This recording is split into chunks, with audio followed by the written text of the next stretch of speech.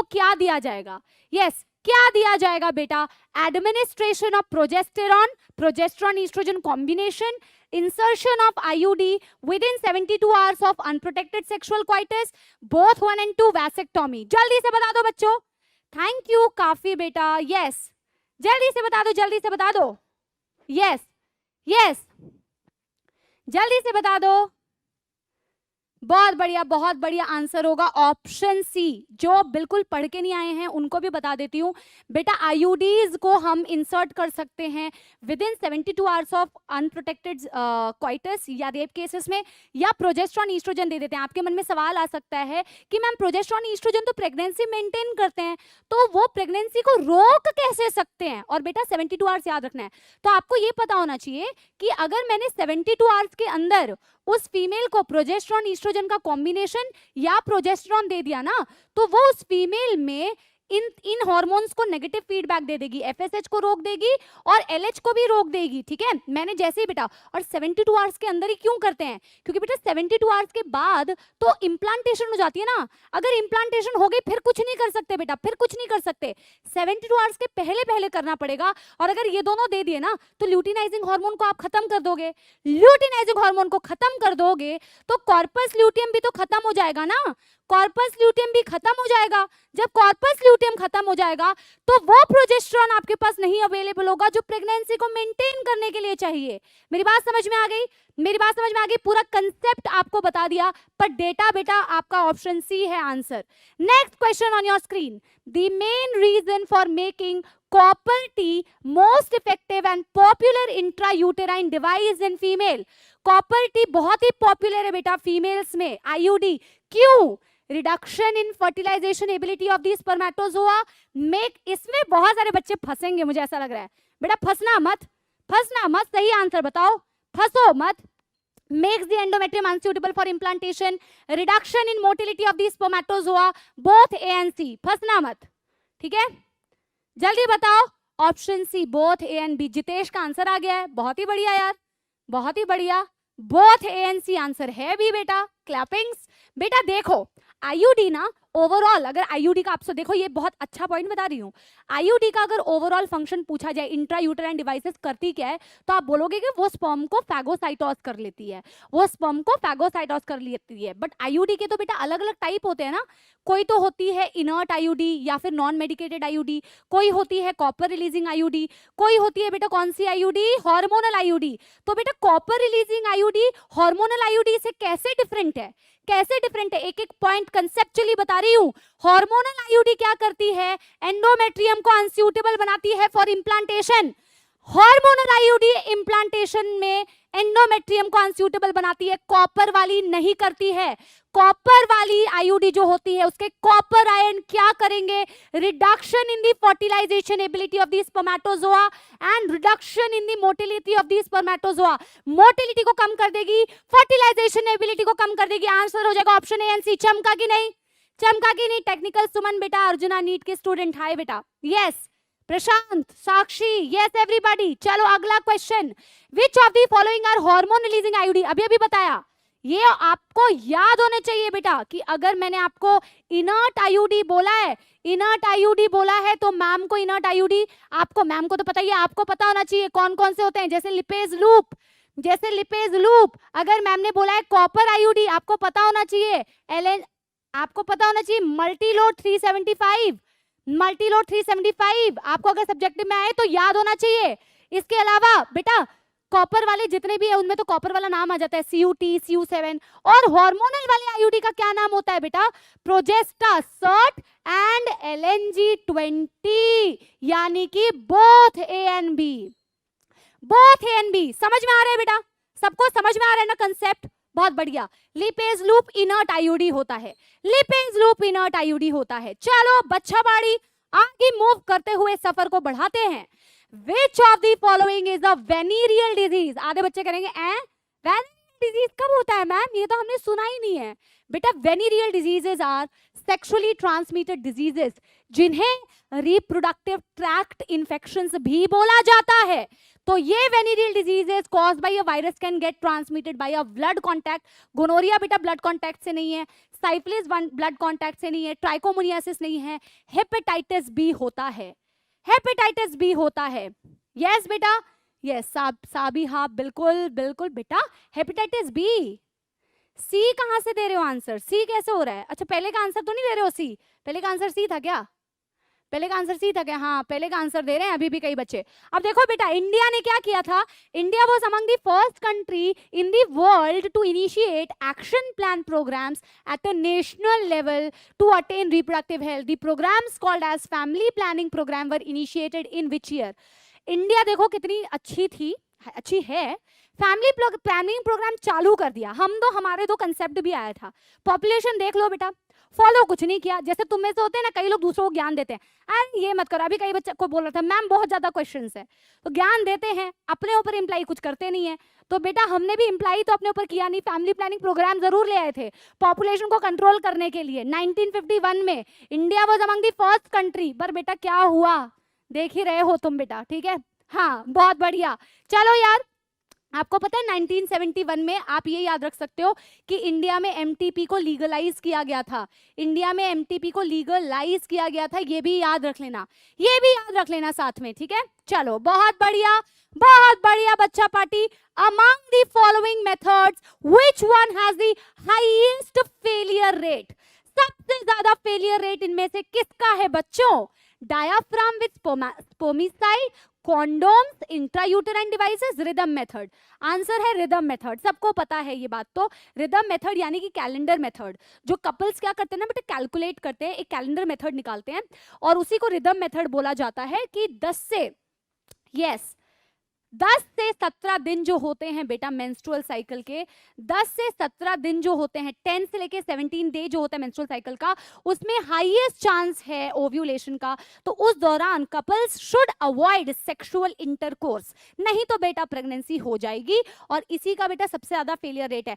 Withdrawal method होता है जहां पीनस should be withdrawal before the ejaculation, है ना, वो भी बहुत ही ज्यादा फेलियर रेट है। चलो यार, नेचुरल मेथड्स के बेटा फेलियर रेट होते ही होते हैं, क्योंकि वो बिना किसी डिवाइस के आप बेटा प्रेगनेंसी को प्रिवेंट करना चाहते हो। तो जो नेचुरल मेथड्स है कॉन्ट्रासेप्शन के, उनके फेलियर रेट होंगे ही होंगे। विच of the following is a natural method of contraception? देखो बोला और भगवान जी ने यहाँ पे क्वेश्चन डाल दिया, ठीक है। Which of the following is not a natural method of contraception? Periodic abstinence, withdrawal method, lactational amenorrhea या condoms? तो ये बेटा सबको पता है, कॉन्डोम्स जो होते हैं वो क्या होते हैं? Barrier method of contraception, barrier method of contraception. Lactational amenorrhoea पता होना चाहिए आपको कि जब बच्चा पैदा होता है ना, तो मदर में मैक्सिमम 6 मंथ तक ना, जब वो फीड कर रही होती है ना बच्चे को, तो मैक्सिमम 6 मंथ तक उस फीमेल में ना FSH और LH का लेवल बहुत ही कम होता है। क्यों? क्योंकि जब वो लैक्टेशन पीरियड में होती है बेटा, तो लैक्टेशन पीरियड में ना प्रोलैक्टिन का लेवल बहुत ज्यादा होता है फीमेल में। प्रोलैक्टिन ज्यादा होता है तो वो FSH को, GnRH को बेसिकली नेगेटिव फीडबैक देके रखती है।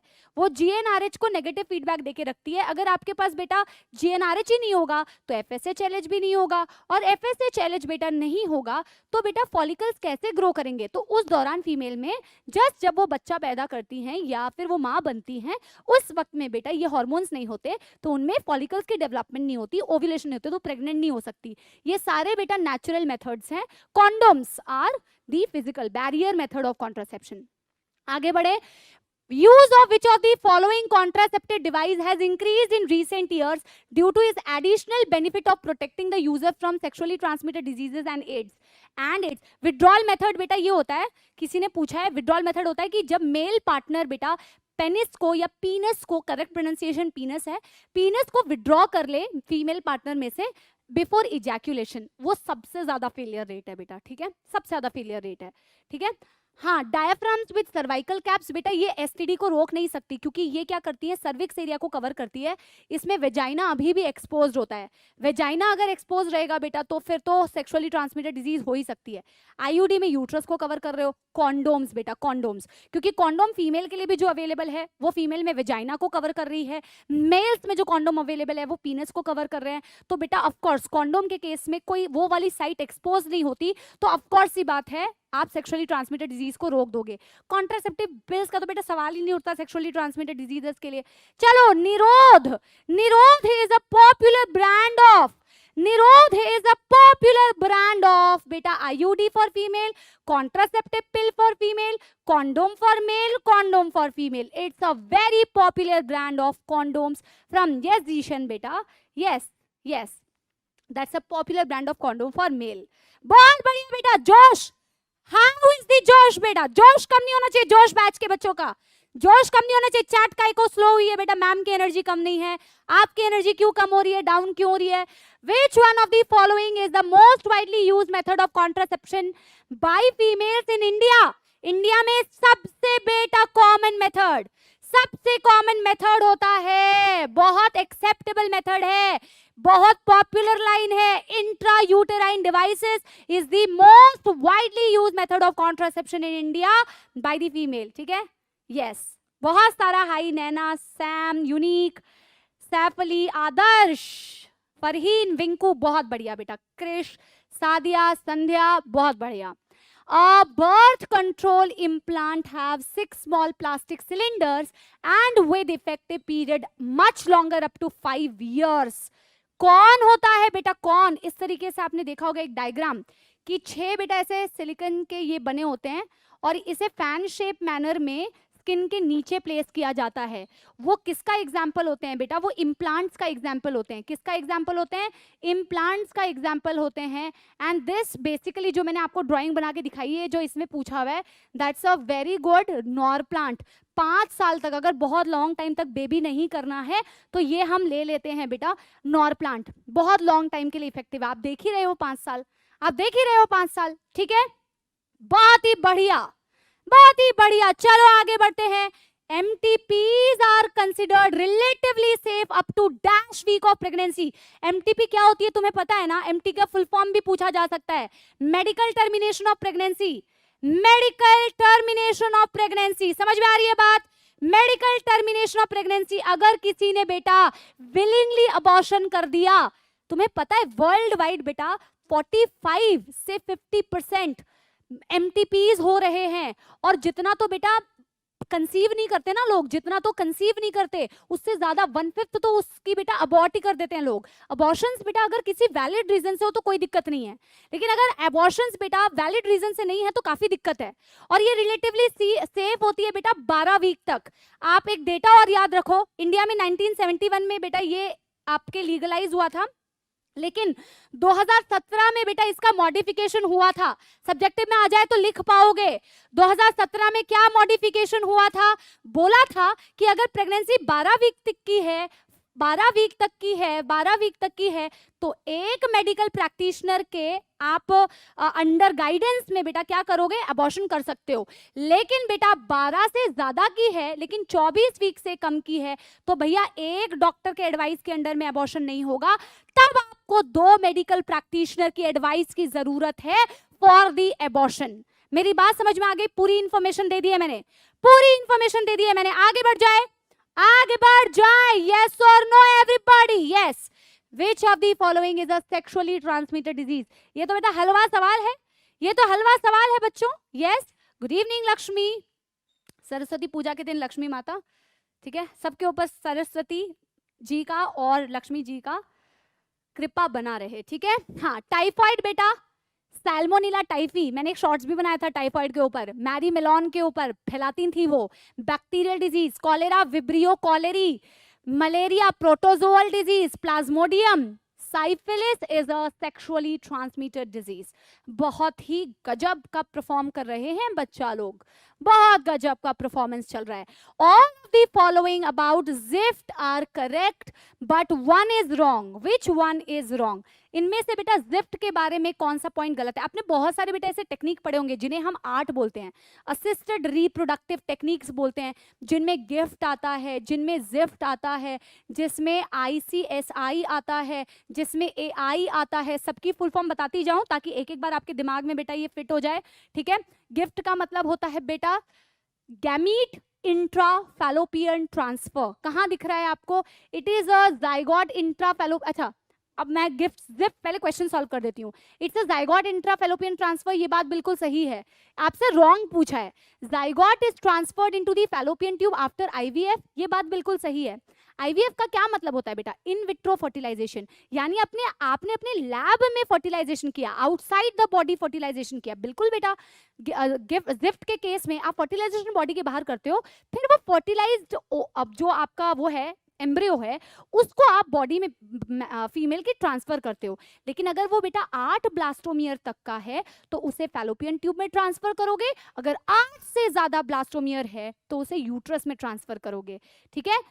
यस, चलो यार, early embryos with 8 blastomere stage can also be transferred into the fallopian tube, up to 8 blastomere stage कर सकते हो, with more than 8 blastomere stage are also transferred into the fallopian tube, ठीक है? ये क्वेश्चन ऑप्शन गलत है। एक बच्चा कह रहा है मैम 20 वीक दिया हुआ है, 12 से 20 वीक, या मैंने जो बोला 24 वीक। बेटा NCERT में ना डेटा चेंज होते रहता है, आप डेटा एक बार ही चेक कर लेना।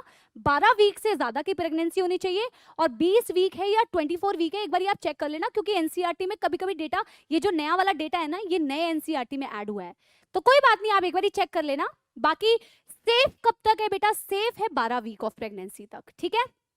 चलो, मोर देन 8 ब्लास्टोमियर स्टेज को आप फैलोपियन ट्यूब में ट्रांसफर नहीं करेंगे, आप इसे यूट्रस में ट्रांसफर करेंगे। आप इसे यूट्रस में, उसे बोलते हैं लेट मॉर्यूला स्टेज। चलो यार, बहुत टाइम दे दिया इस क्वेश्चन को, आगे बढ़ते हैं। Most of the sexually transmitted diseases are completely curable and detected early and treated properly except all of the above. बेटा सारे sexually transmitted disease completely curable होते हैं, आप ट्रीट कर सकते हैं, आप ट्रीट कर सकते हैं, except hepatitis B, genital herpes, HIV। इन ये कंप्लीटली क्योरेबल नहीं है, ये कंप्लीटली क्योरेबल नहीं है। हाय खुशी बेटा, यस, ठीक है? चलो चलो, बायोटेक के काफी क्वेश्चन है बेटा, आगे आप देखते हैं आपको कितना बायोटेक आता है। हाँ, 30-35 क्वेश्चन बायोटेक यूनिट के हैं, करके देखना, ठीक है? चलो, विच ऑफ द फॉलोइंग, और बायोटेक में थोड़ा सा कंसेप्ट भी बताते चलूंगी ताकि आपका थ्योरी भी हो जाए, ठीक है?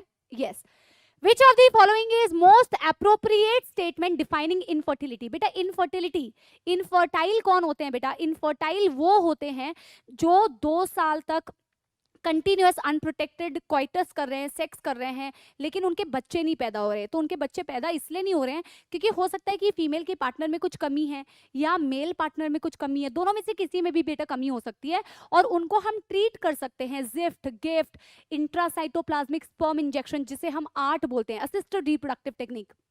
तो most appropriate, couple is unable to produce children in spite of unprotected sexual cohabitation for 2 years। That is the correct statement, ठीक है?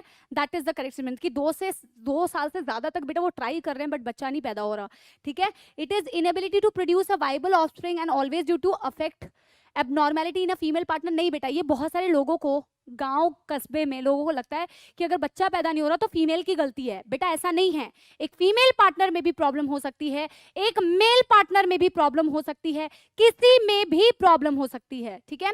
Infertility due to immature sex organ, नहीं, can not be help by ART. Help करते हैं बेटा, art के help से हम help करते हैं। देन बेटा next question, the latest technique to produce a child is GIFT. GIFT का फुल फॉर्म क्या होता है?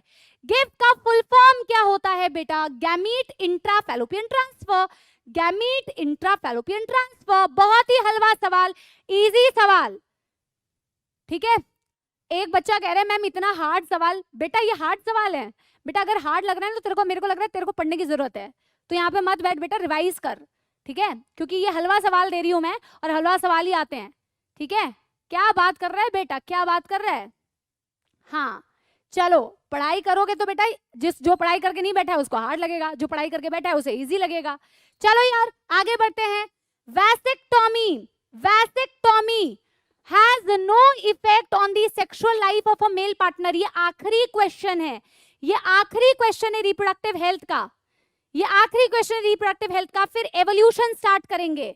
हाय आयुष तिवारी बेटा, यस।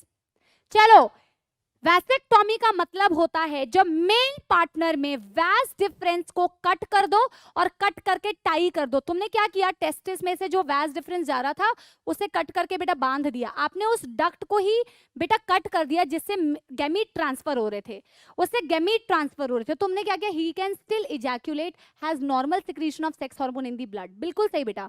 अगर किसी में वैसेक्टोमी होती है, इसका ये मतलब नहीं है, इसका ये मतलब नहीं है कि वो इजैक्यूलेट नहीं कर सकता, वो इजैक्यूलेट करेगा बेटा, उसमें इजैक्यूलेट आएगा, बट उस इजैक्यूलेशन में ना स्पर्म्स नहीं आएंगे। आपको समझ में आ रही है बात? जो इजैक्यूलेट करेगा ना मेल, उस इजैक्यूलेशन में नो स्पर्म्स, सीमन रहेगा, ग्लैंड्स का सिक्रीशन रहेगा, बट स्पर्म्स नहीं रहेंगे। और हार्मोन का लेवल भी बेटा बिल्कुल नॉर्मल रहेगा। ठीक है, आप डी क्यों बोल रहे हैं कैन कॉज इम्पोर्टेंसी। बेटा इम्पोर्टेंसी कॉज नहीं होता, आपको मोस्ट करेक्ट आंसर आपको सिलेक्ट करना है, that is option 1। He can not ejaculate, नहीं बेटा इजैक्यूलेट करता है, अफेक्ट्स दी हार्मोनल सिक्रीशन, नहीं बेटा। इम्पोर्टेंसी कैसे कॉज कर देगा? ठीक है, ऑप्शन है 1। चलो बेटा, अब बात करते हैं एवोल्यूशन की, अब बात करते हैं एवोल्यूशन की। मैम थोड़ा सा गर्म पानी पी ले, यस एवरीबॉडी गर्म पानी पी ले मैम, जल्दी जल्दी से बेटा आंसर लगाएंगे।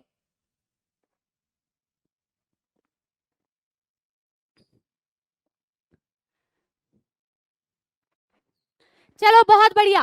Appearance of antibiotic resistant bacteria is an example of.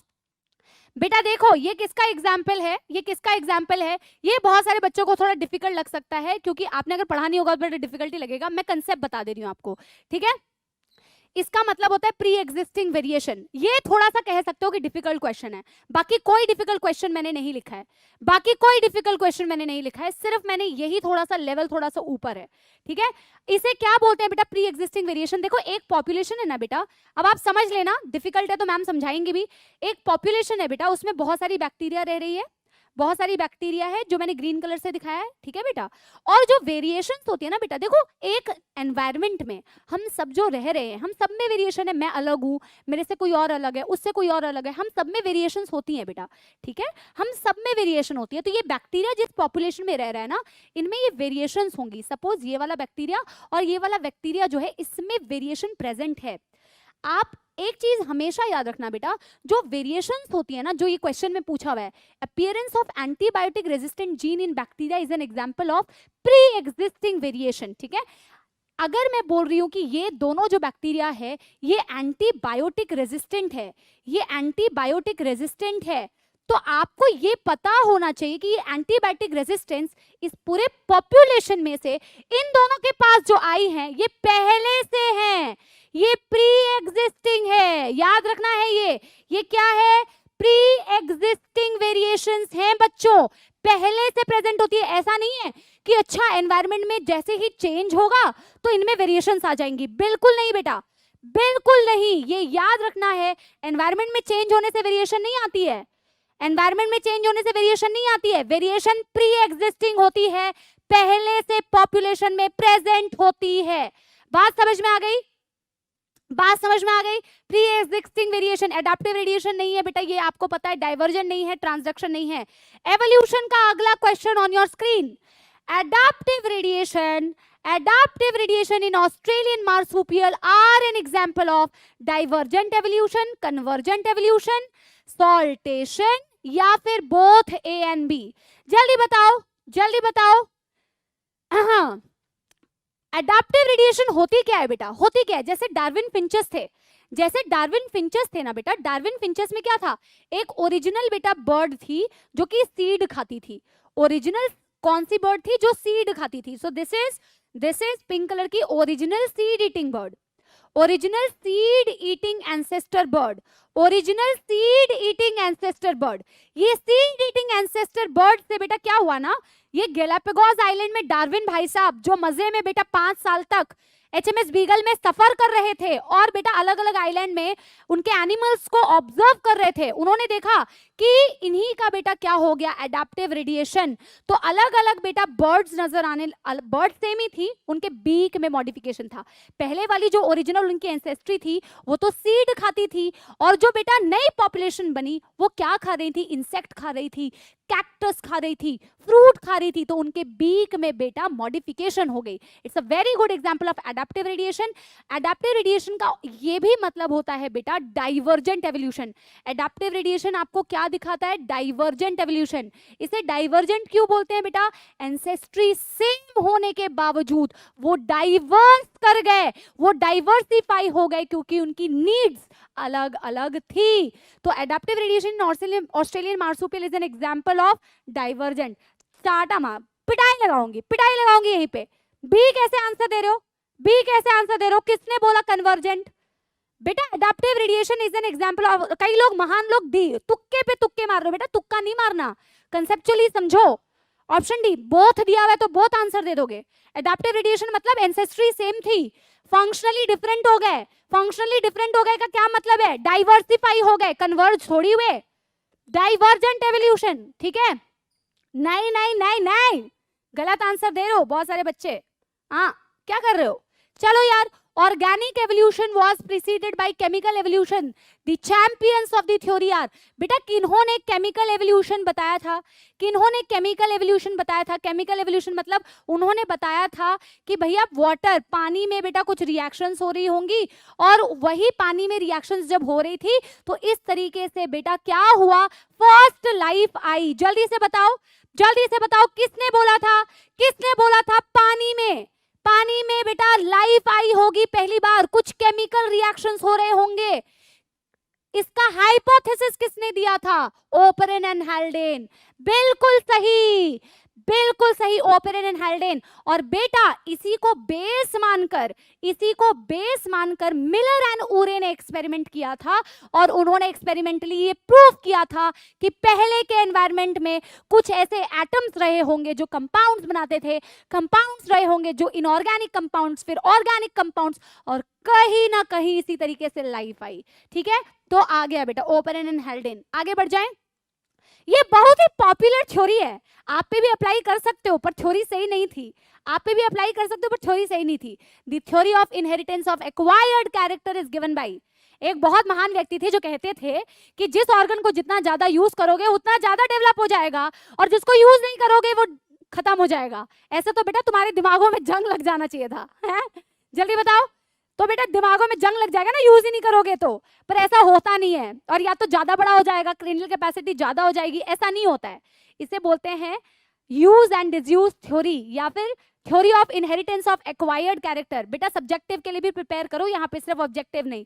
किसने दिया, ओ भाई क्या हो गया, क्या हो गया बेटा, क्या हो गया, ओ गॉड स्क्रीन में गड़बड़ हो गई बेटा, लग रहा है ये भाई साहब भी डर गए। मैं जरा बुला के लेके आती हूँ बेटा, मैं जरा बुला के लेके आती हूँ। स्क्रीन में समस्या हो गई है, या स्क्रीन में थोड़ी सी समस्या हो गई है, पता नहीं बेटा। 2 मिनट दो। लग रहा है तुमसे डर गया ये स्क्रीन, ये क्या हो गया, अपने आप हो गया है।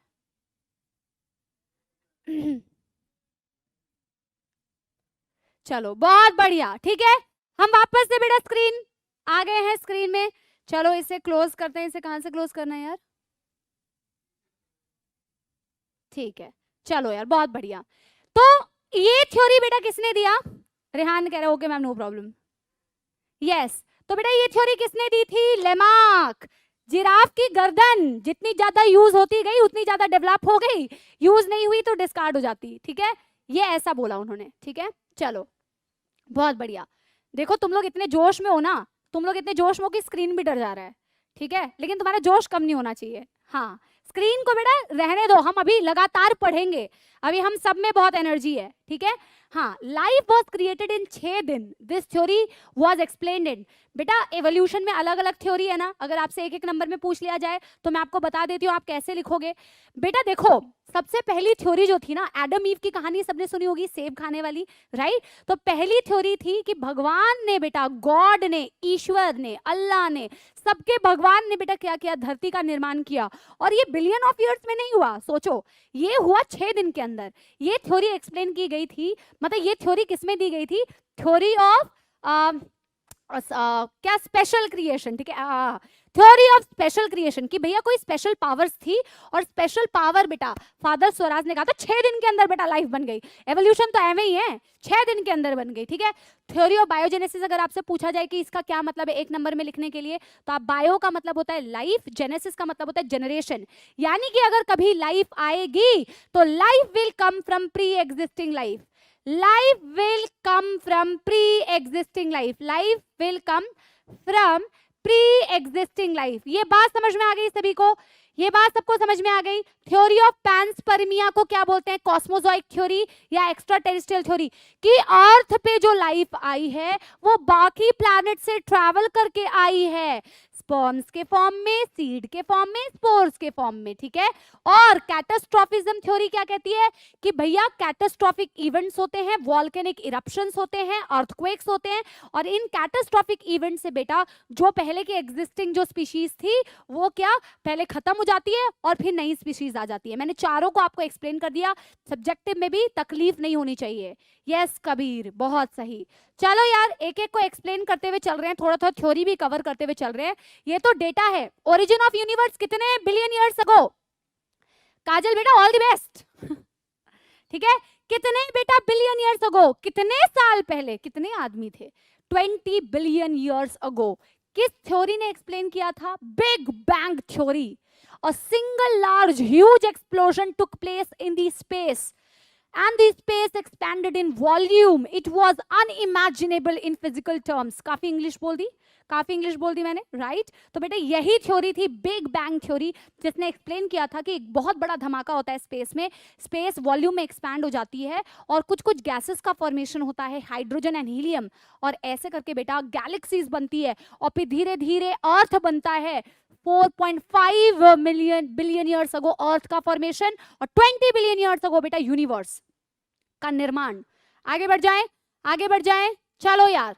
The theory of spontaneous generation stated that, अभी मैंने आपको बताया ना एक थ्योरी, अभी मैंने आपको एक थ्योरी बताई बेटा, that theory is the abiogenesis theory, the theory of abiogenesis। बेटा abiogenesis की थ्योरी जो थी उसी को स्पॉन्टेनियस जनरेशन बोलते हैं। स्पॉन्टेनियस जनरेशन का मतलब होता है कि नॉन लिविंग मैटर से डायरेक्टली लाइफ इवॉल्व हो जाती है, नॉन लिविंग मैटर से डायरेक्टली लाइफ बनती है। लाइफ से वो अंडा मुर्गी वाला कंसेप्ट तो आज तक कोई नहीं समझ पाया कि अंडा पहले आएगा मुर्गी पहले आई, बट एबायोजेनेसिस की थ्योरी कहती है लाइफ स्पॉन्टेनियसली आती है, मड से आ सकती है, कीचड़ से, स्ट्रॉ से आ सकती है। ये थी एबायोजेनेसिस की थ्योरी जो कि गलत थी, ठीक है। Life arises from living forms, नहीं। Life arises from both living and non living, नहीं। Life can arise from non living things only. बेटा बी मधु पिटाई, बेटा बी कैसे, life arises from non living thing, अगर लिविंग थिंग से होता तो बायोजेनेसिस होती, ठीक है। चलो आगे बढ़ते हैं। Analogous organ arises due to divergent evolution, artificial selection, genetic drift, convergent evolution. बेटा यहीं पे सारे कंसेप्ट चट कर लो, मतलब दिमाग से नहीं, समझ लो। देखो जब मैं होमोलोगस ऑर्गन की बात करूंगी, मैं होमोलोगस ऑर्गन की बात करूंगी, यानी कि ओरिजिन सिमिलर टाइप का आपको दिख रहा है, राइट। आपको क्या डिफरेंट दिख रहा है बेटा, आपको फंक्शन डिफरेंट दिख रहा है, फंक्शन डिफरेंट दिख रहा है। जब ऐसा होता है ना बेटा, तो ये कौन से एवोल्यूशन को इशारा कर रहा होता है, ये हमेशा डाइवर्जेंट एवोल्यूशन को इशारा कर रहा होता है कि भैया ओरिजिन सेम थी बट फिर भी ये लोग डाइवर्सिफाई हो गए। ओरिजिन सेम थी पर फंक्शन सबने अलग अलग किया क्योंकि वो डाइवर्सिफाई हो गए। कंसेप्ट यहीं पे याद रखो। होमोलोगस की बात करूंगी बेटा, ये सब्जेक्ट में तो बहुत इंपॉर्टेंट है, होमोलोगस एनालॉगस आ ही सकता है, ध्यान रखो, एग्जाम्पल से याद रख लेना साथ में। और एनालॉगस ऑर्गन का क्या मतलब है, एनालॉगस ऑर्गन का मतलब है बेटा कि अगर आपकी ओरिजिन जो है, अगर आपकी ओरिजिन डिफरेंट है फिर भी आप फंक्शन सेम कर रहे हो, फिर भी आप फंक्शन क्या कर रहे हो, सेम कर रहे हो फंक्शन, तो फिर आपको ये समझने की जरूरत है कि एनालॉगस ऑर्गन इशारा करता है कन्वर्जेंस की ओर, यानी मिल गए बेटा। कन्वर्जेंस मतलब बेटा ऐसे एक हो जाना, कन्वर्जेंस मतलब मिल जाना, कि भैया सबकी ओरिजिन अलग अलग थी फिर भी वो फंक्शन एक जैसा क्यों कर रहे हैं, फिर भी वो फंक्शन एक जैसा क्यों कर रहे हैं? फंक्शन वो एक जैसा इसलिए कर रहे हैं क्योंकि उनमें फंक्शनल सिमिलैरिटी दिख रही है, क्योंकि फंक्शनल सिमिलैरिटी दिख रही है, दैट इज कॉल्ड एज बेटा convergence, that is analogous, homologous is divergent. समझ में आ गई बात? तो analogous organ arises due to convergent evolution. अब सही आंसर दोगे ना, अब तो गलत नहीं करोगे ना?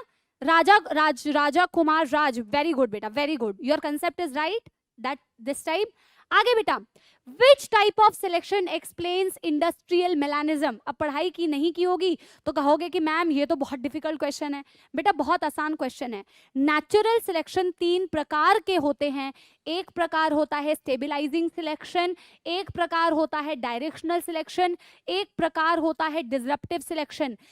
स्टेबिलाईजिंग सिलेक्शन में मैं तीनों का बता दे रही हूँ। स्टेबिलाईजिंग सिलेक्शन में नेचर किसको सेलेक्ट करेगी? नेचर सेलेक्ट करती है हेट्रोजाइगोट्स को। नेचर सेलेक्ट करती है हेट्रोजाइगोट्स मत लिखो, एवरेज मीन वैल्यू को, एवरेज मीन वैल्यू को, एवरेज मीन वैल्यू को नेचर सेलेक्ट करती है। अगर मैं बेटा इंडस्ट्रियल मेलानिज्म की बात करूं तो मैं आपको कंसेप्ट समझा दे रही हूं। अगर आपको सब्जेक्ट में लिखने के लिए आए तो कहानी बना सकते हो। कहानी अपने बेटा अलग सी नहीं बना रही है, कंसेप्ट की बनानी है। क्या कहानी बनाओगे कि जब तक इंडस्ट्रीज नहीं थी, जब तक इंडस्ट्रीज नहीं थी, बिफोर इंडस्ट्रीज, तो बेटा क्या हो रहा था? बिफोर इंडस्ट्रीज पॉल्यूशन नहीं था। अगर पॉल्यूशन नहीं था तो ट्री का जो बार्क था, ट्री का जो बार्क था उसे लाइकेंस ने कवर कर रखा था, उसे सफेद कलर की लाइकेंस ने कवर कर रखा था, है ना? तो इस टाइम पे जो व्हाइट विंग वाली मौत थी वो तो बेटा इसमें छुप जाती थी, लेकिन ब्लैक जो थी या फिर डार्क विंग वाली जो थी वो बेटा इसमें छुप नहीं पाती थी। और वो इसमें अगर छुप नहीं पाएगी तो उनका प्रीडेशन हो जाएगा, तो उनका प्रीडेशन हो जाएगा, वो गायब हो जाएंगी या कम हो जाएंगी। ये इंडस्ट्रीज से पहले, यानी इंडस्ट्रीज से पहले एक पर्टिकुलर मौत का सिलेक्शन हो रहा है, एक पर्टिकुलर डायरेक्शन में सिलेक्शन हो रहा है, यानी कि ये एक एग्जाम्पल है डायरेक्शनल सिलेक्शन का, ये एक एग्जाम्पल है डायरेक्शनल सिलेक्शन का। लेकिन क्या हुआ बेटा जब इंडस्ट्रीज आई? व्हाट हैपेंड जब इंडस्ट्रीज आई? जब इंडस्ट्रीज आई तो पेड़ देखो बेटा दुखी हो जाएगा। क्यों? क्योंकि पेड़ में बेटा जो लाइकेंस थी वो गायब हो गई, क्योंकि पॉल्यूशन हुआ। जब पॉल्यूशन हुआ तो पॉल्यूशन से लाइकेंस गायब हो गई। लाइकेंस अगर डिसअपियर हो गई, अगर लाइकेंस डिसअपियर हो गई बेटा तो क्या होगा इस वक्त में? पहले तो बेटा व्हाइट वाली खूब नाच रही थी, हाँ हम तो छुप जाएंगे, हम तो छुप जाएंगे, लेकिन अब बेटा व्हाइट वाली डांस नहीं करेंगी, अब तो ब्लैक वाली डांस करेंगी। क्यों? क्योंकि जैसे ही बेटा लाइकेंस डिसअपियर हो जाती हैं, लाइकेंस के डिसअपियर होने से बेटा व्हाइट वाली अब केमोफ्लेज नहीं कर पाएगी, छिप नहीं पाएंगी, तो व्हाइट वाली प्रीडेट हो जाएंगी, प्रीडेट हो जाएंगी, बर्ड इनको खा लेंगी, लेकिन डार्क वाली बेटा कैमोफ्लेज कर जाएंगी। यानी कि बेटा अगर मैं आपसे पूछूं कि एक वक्त में एक ही टाइप की मौत का सिलेक्शन हुआ, इसीलिए इसे डायरेक्शनल बोला जाता है। एक ही डायरेक्शन में या तो व्हाइट का सिलेक्शन हो रहा है या तो डार्क वाली का सिलेक्शन हो रहा है।